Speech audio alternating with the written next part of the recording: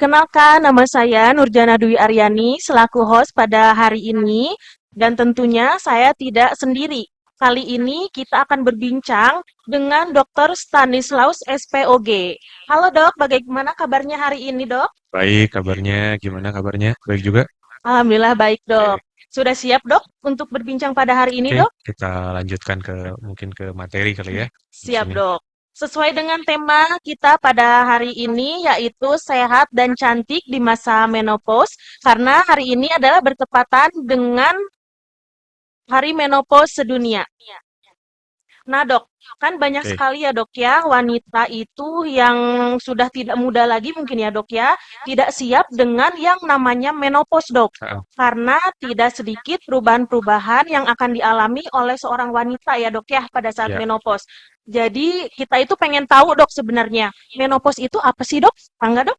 oke. Menopause tuh eh, sebenarnya sebuah tahap dalam kehidupan seorang wanita ya.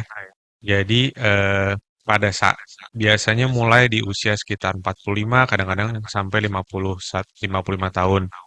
Dengan rata-rata di Indonesia kurang lebih 51 tahun, dengan rata-ratanya di angka 51 tahun orang akan mengalami menopause itu.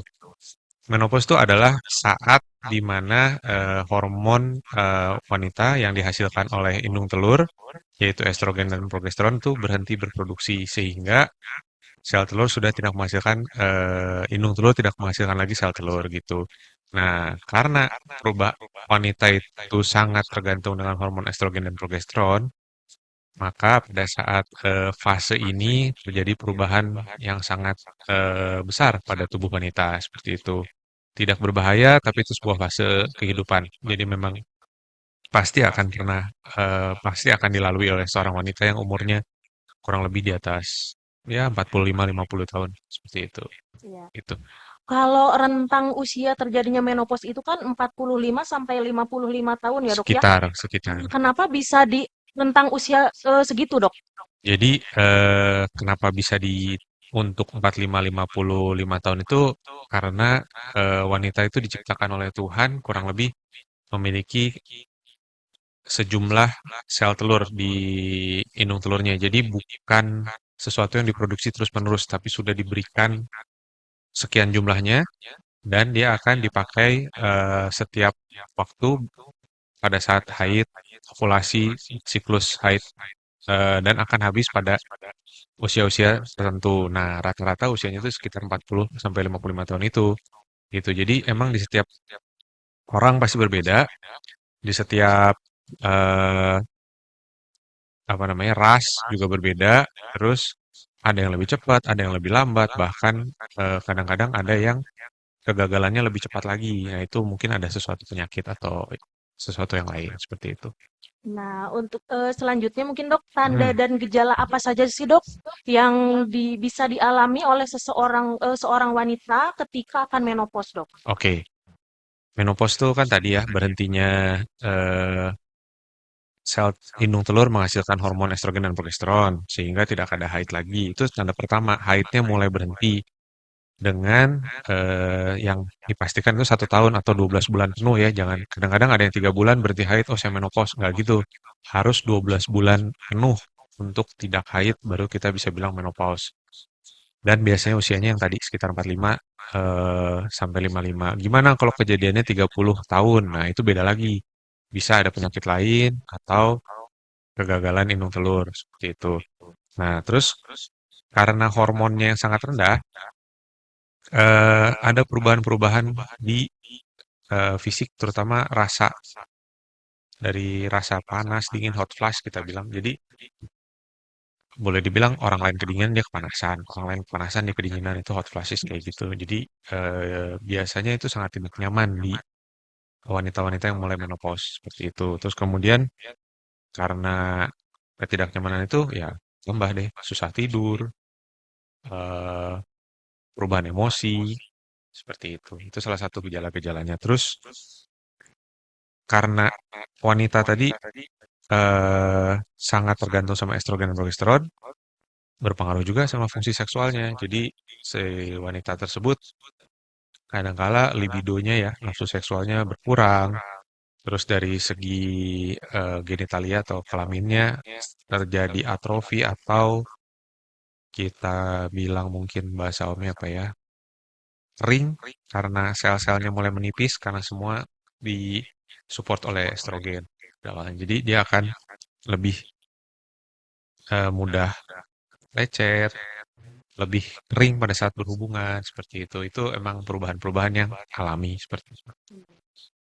Tadi kan salah satu ciri atau tanda gejala menopause itu kan tidak head ya dok ya. Ya, Ciri yang menjelang menopause itu, ciri head yang menjelang menopause itu sebenarnya yang bagaimana dok? Apakah langsung stop atau ada tahap-tahapnya nih dok? nggak. Biasanya nggak langsung kayak saklar ya, nggak langsung on off, nggak seperti itu juga. Tapi dia bertahap. Biasanya haidnya suka mulai memanjang. Kadangkala yang tadinya tiap bulan ya, kan normalnya 21 sampai 35 hari. Itu nilai normalnya siklus haid. Kadangkala mundur jadi 3 bulan sekali. Terus tiba-tiba pendek lagi. 21, 21 sampai 35. Tiba-tiba mundur lagi 3 bulan, kadang 4 bulan. Mulai biasanya eh, dirasakan pada usia sekitarnya mungkin 45 sampai 48, 49 mulai itu ada perubahan seperti itu. Terus kemudian jumlah jumlah darah haid juga kadang lebih sedikit. Jadi normalnya kadang-kadang wanita eh, 4 sampai 7 hari dengan hari-hari pertama 3 pembalut kurang lebih rata-rata. Nah, ini bisa tiba-tiba lebih sedikit, satu pembalut, dua pembalut saja cukup. Seperti itu. Atau malah berlebih karena hormonnya ngaco. Estrogennya berlebih, akhirnya dia eh darah haidnya jauh lebih banyak. Seperti itu sih awal-awal perubahannya gitu. Iya, tadi kan ada perubahan-perubahan yang terjadi saat menopause itu biasanya seperti apa dok? Perubahan fisik atau perubahan haid. Boleh perubahan fisiknya? Oke, kalau perubahan haid kan tadi ya yang mulai menjarang lama-lama bisa sampai 1 tahun tidak haid. Kalau perubahan fisik otomatis dengan kadar estrogen yang semakin rendah, kulit wanita tuh supportnya estrogen. Jadi dia akan semakin ya lebih keriput, lebih kering, lebih tipis. Jadi lebih apa ya namanya lebih istilahnya tuh lebih gampang Gampang kering lecet, gitu dok. gampang kering seperti itu. Itu juga mulai dari kalau hubungan seksual juga mulai lebih kering dibandingkan dengan usia yang lebih muda pastinya seperti itu. Hmm. Itu sih. Nah dok, ini Hmm, untuk wanita yang ber-KB kan biasanya itu tidak head ya dok ya. ya, Jadi bagaimana wanita yang ber-KB itu mengetahui bahwa dirinya itu di masa menopause nih dok? oke. Hubungan KB sama menopause berarti ini ya. Nah, KB itu harus dibagi dulu sebenarnya nggak bisa kita generalisasi KB. KB itu ada yang hormonal dan non hormonal. Kalau yang non hormonal tuh contohnya kalau yang di wanita IUD, terus operasi steril atau MOW atau kontrasepsi mantap itu. Terus kemudian KB itu yang di sisi laki-laki, contohnya kondom. Terus kemudian ada steril pada pria, MOP. Nah, kalau yang non hormonal ini dia tidak mempengaruhi siklus haid jadinya. Jadi sebenarnya yang suka ditanya pada saat pasien itu mau steril nih, nanti saya menopause dong. Bener nggak gitu kan suka banyak pertanyaan gitu tuh. Ya nggak seperti itu karena kita tidak oprek-oprek indung telur, jadi hormonnya tetap normal. Nah, tipe KB yang seperti ini dia tidak mempengaruhi siklus menopause. Nah, yang mempengaruhi adalah yang hormonal gitu. Nah, hormonal ini ada yang bentuknya pil, ada yang suntik, ada yang IUD dengan hormon. Terus mungkin sudah mulai tahu sebenarnya di banyak sih di sosmed itu KB yang bentuknya koyo atau patch. Cuma di Indonesia ini kita nggak masuk dan nggak apa tuh namanya masuk ke BP POM ya. Jadi kita nggak jual secara resmi. Tapi di dunia itu ada dan ada beberapa orang yang membawa dari luar dan menjual di Indonesia. Nah, seperti itu dia sangat mempengaruhi siklus haid. Jadi kalau pil KB itu terutama yang istrinya estrogen, progesteron, contohnya pil pil KB yang paling dasar itu dia akan justru memperlancar siklus haid. Jadi walaupun menopause, kalau dikasih pil KB itu dia akan haid terus. Itu akan Hmm. mempersulit. Ini benar nggak ya saya haid? Ini itu nggak cuma eh, untuk memastikan sebenarnya kita harus cek kadar itunya, apa namanya, Kadar kadar estrogennya, Dok. estrogen, progesteron sama FSH di darah pasien tersebut. Cuma itu kan jadi apa ya namanya? Jadi mahal, tidak murah. Jadi sebenarnya kita ambil rata-rata aja di umur 51-52 tahun kalau memang sudah tidak ber-KB, biasanya ya aman gitu. Ya, Oke. itu kalau yang pil. Kalau yang suntik lebih susah lagi itu. Dia disuntik yang 3 bulan bisa nggak haid-haid tuh. Bahkan katakan 40 tahun disuntik bisa nggak haid-haid sampai bertahun-tahun. Nah itu eh, akan mempersulit memang kalau yang pakai KB-KB hormonal. Itu sih. Hmm. Nah, tadi kan efek samping dari KB terhadap menopause ya, Dok ya. Sekarang pola hidup, ada nggak sih, Dok, pola hidup yang dapat mempercepat menopause, Dok? Oke, ya, pola hidup yang mempercepat menopause. Sebenarnya mungkin apa saja yang menyebabkan menopause itu datang lebih cepat. Ya, salah satunya gaya hidup yang tidak sehat, otomatis ya. Stres oksidan yang tinggi, contohnya rokok. Itu rokok dan teman-temannya itu ya, rokok, vape, elektrik, sigar, terus apalah sekarang macam-macam. eh itu semua mempengaruhi sel telur. Kenapa? Intinya, inti dasarnya adalah kerusakan dari pembuluh darah kecil sehingga si sel telurnya tidak mendapat suplai darah yang cukup. Itu salah satunya. Terus kedua, eh, kalau ada tindakan-tindakan operasi, contohnya pada pasien-pasien yang kurang beruntung, misalnya ada kista ovarium, kita harus angkat salah satu, atau kista endometriosis itu yang kalau haidnya nyeri banget, kadang-kadang kita harus lakukan pengangkatan kista saja tapi nutulnya disisakan, otomatis si sel telur tuh ukurannya sudah tidak sebesar atau apa bukan sebesar ya.